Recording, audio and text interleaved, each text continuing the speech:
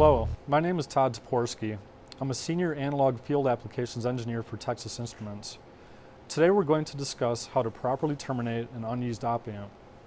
We'll cover this subject by describing what it means to terminate an op-amp and the benefits of doing so. We'll look at commonly used circuit implementations that don't work very well, and then we'll suggest a proper configuration. When using a dual or quad op-amp device, it's very common to have an extra op-amp stage left over that isn't required by other circuits in the design. In this case, the engineer must properly terminate the device. What is meant by terminating an op-amp? For op-amps, terminate means to configure the device in a manner that allows for it to operate in a stable and predictable manner. This can be accomplished by understanding a few basic parameters in the device datasheet, which we'll soon review. Besides providing stable and predictable behavior, termination has the added benefits of reduced susceptibility to noise, such as RFI, reduced input power consumption, reduced power dissipation, which can directly minimize heat in the op-amp IC, and reduced exposure to electrical overstress, also known as EOS. Now let's talk about what is important and should be considered to properly terminate an op-amp. The input, output, and gain specs should always be considered for any op-amp application, including an op-amp that is left unused. For the inputs, we want to pay attention to a couple key specs. The first is the input common mode voltage range, which is defined as the input range for which stable linear behavior is guaranteed. The second specification is related to the input differential voltage range, which is the maximum voltage allowed between the non-inverting and inverting input pins.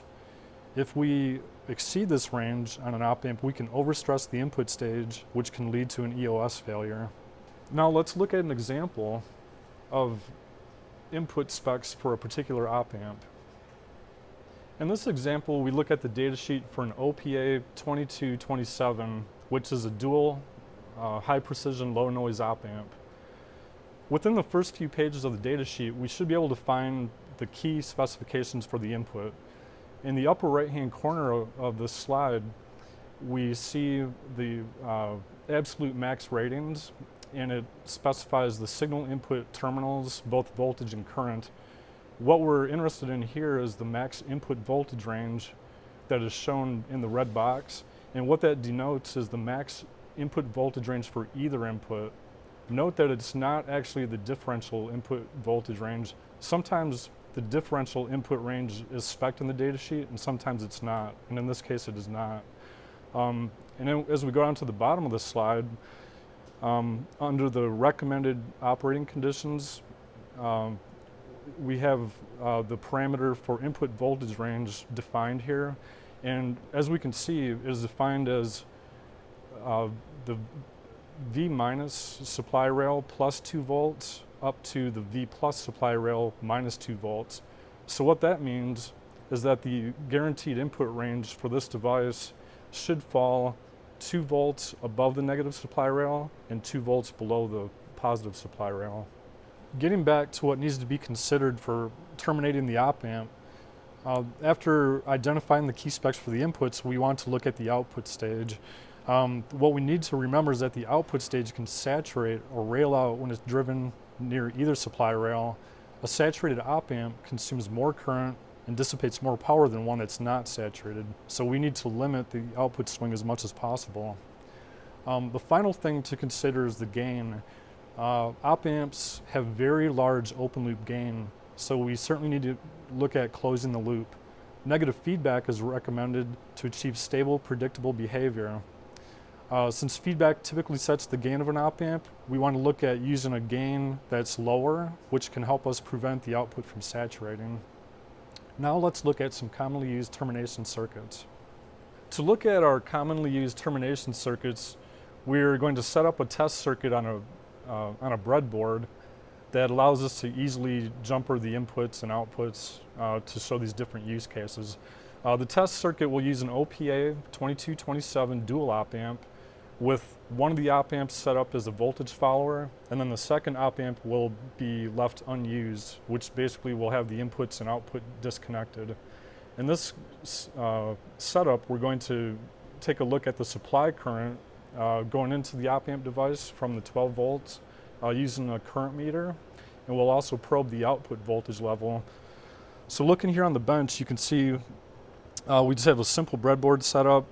In my unused op amp, I have 3 wires kind of dangling here. One is for the output, the other 2 are the inputs. And from here, we'll go into our first circuit.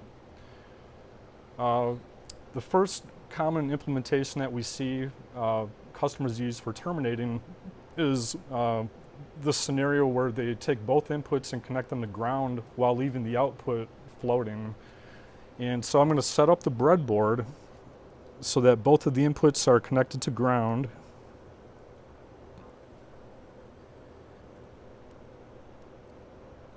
And right now there's no feedback, so the output is floating and we're probing it. So I'm going to turn on this power supply, which is set for 12 volts, and we're going to capture the current going into the op amp, and as well as look at the output waveform. As you can see, when I turn on the power, the output actually jumped up to the 12 volt rail and then eventually came back down. And looking at the current meter, I also noticed that when it first turned on and was near the 12 volt rail, it was about 6 to 7 milliamps. As the voltage decreased and came down to the ground rail, the current actually increased up to over 8 milliamps. So I'll show that again. Watch the output jump, and then it falls down to the ground rail. And as it happens, the current increases. What can we gather from this? Obviously, that kind of startup behavior is not what we would consider a good practice. And we've also noticed that the current consumption of the device goes up as the output is swinging down to ground. So this is not a very good or recommended implementation. For this particular op amp, the OPA 2227, when we have both inputs connected to ground, it actually violates the input common mode range. And even if it was an op amp where we could go to ground and not violate the common mode range, we have the other problem related to the input offset voltage, which can drive the output rail to one supply or the other in this particular configuration. Now, as we noted for the OPA 2227, when the voltage was applied, it jumped up to 12 volts, and then it fell back to ground. And during this transition, extra supply current was consumed, which resulted in extra power dissipation and the output saturating. Moving on to the next implementation that we commonly see. This is an implementation where a customer will take one of the inputs and connect it to the positive supply rail, and the other input and connect it to the negative supply rail. In this case, we have the non-inverting input connected to 12 volts and the inverting input connected to ground. So I'm going to go back to the breadboard and configure this so that I have the inverting input is connected to ground. The non-inverting, I'm going to connect to the supply rail. Okay, so we're all set up. Now I'll turn on the supply again. And what we notice here is that the supply, or the output, is actually not even reaching the full supply rail. It's only going up about 4 volts. And on my current meter, it's reading about 398 milliamps. I'm not sure if the camera can see this, but basically we are in a current limit condition here on the power supply. And what's happening is the current limit is protecting the device, but if we didn't have a current limit, this thing would have powered up, pulled as much current as it could, and likely damaged the device. So in this situation, it's definitely an implementation we want to avoid. Basically for the reasons that we just showed, with the input common mode voltage range being exceeded by both inputs, it led to excessive current being pulled from the power supply rail, and on an actual circuit it could pull down the power supply rail and actually damage the op amp device. Now going on to our third implementation, we're going to look at a voltage follower. And for this implementation, we're going to target the middle part of the supply rail so that we can guarantee that the non-inverting input is positioned somewhere in the middle of the supply rails so that it's fallen into the recommended common mode voltage range. So we use a simple resistor divider to divide it down by 2, so the input will be about 6 volts. We use feedback here. The previous 2 configurations had no feedback. They were open loop, so they saturated to one rail or the other. In this situation, it'll be set as a unity gain voltage follower, which will allow the output to follow the input. So we expect that the output will be set to 6 volts as well. So let's go back to our breadboard. We'll set the feedback between the output and the inverting input. And then the non-inverting input will connect to a resistor divider. Divide by 2 resistor divider. Now I'll apply power. We see that the output jumps up to 6 volts as expected.